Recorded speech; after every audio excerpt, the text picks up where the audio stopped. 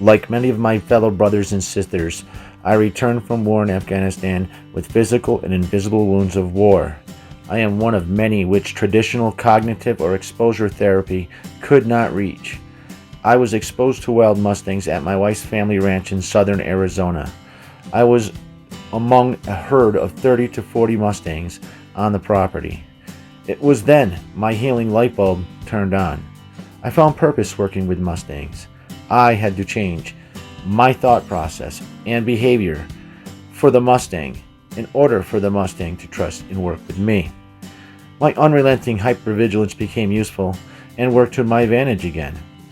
I kept going day by day, month by month, and year by year, by choice. I was then ready to rejoin the world.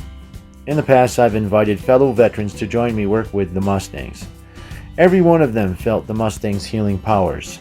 This country needs to provide our iconic wild Mustang sanctuary and protection, rather than cleanse this land of their species. Utilize them to heal our veterans. We owe it to the 22 servicemen and women who have taken their lives after returning from war every day. One is too many.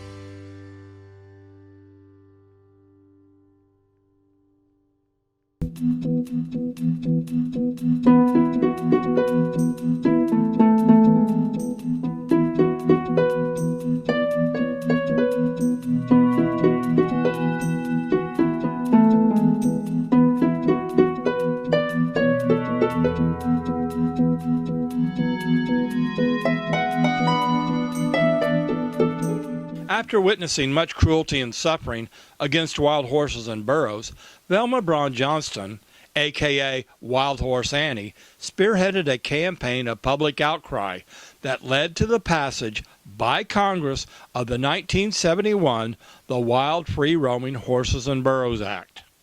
Unfortunately, their legal protection has been manipulated by the rich and powerful livestock industry of cattle and sheep and special interest groups, and betrayed by our own federal government, the agencies authorized to protect them, the Bureau of Land Management, BLM, and U.S. Forest Service. To quote the Animal Welfare Institute, AWI, they are being managed to extinction. Hundreds of herds have been zeroed out completely.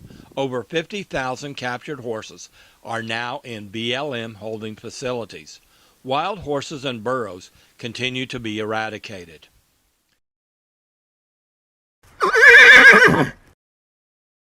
Wild horses and burros have a positive effect on the ecosystem. They help build more nutritious soils because their droppings are not as degraded as ruminants, and they contribute more humus, which makes the soils more nutritious, nutrient rich, and more moisture absorbing and retaining.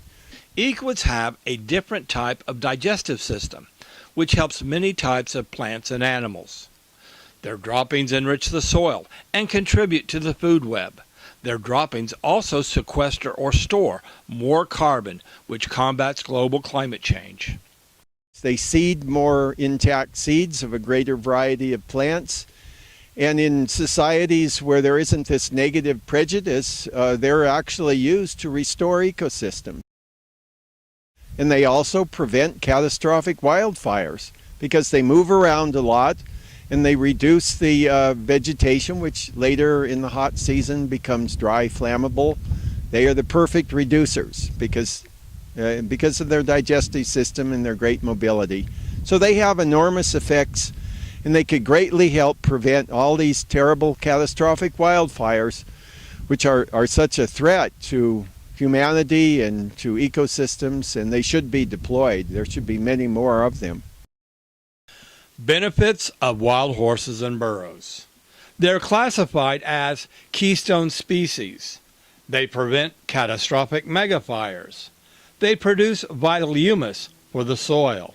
They find and dig water wells for themselves and other animals. They break frozen ice for drinking for themselves and other animals. They blaze trails in wilderness areas, and again for themselves and other animals.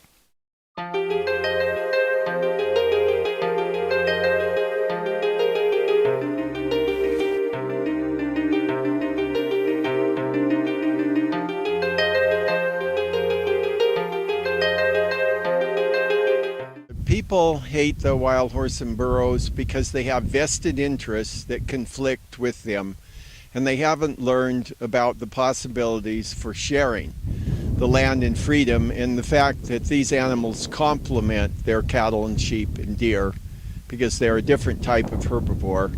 It's just a matter of narrow-mindedness, selfishness, and greed of vested interests. The wild horses and burros are generally blamed for problems of water scarcity or forage scarcity, when the fact is that, as the charts shown, they only allocate about 5% of the forage to the wild horse and burros, even within the legal herd areas, much less on the public lands as a whole. So it's a convenient scapegoat, and it's wrong, and it's not true. It's a lot of lies and distortions, and it's malicious in character. America's really got to turn around on this. I mean, it's important. These are ancient presences. They're highly evolved, and we've got to give them their legal areas and let them truly become viable and play their very important ecological role within these beautiful areas.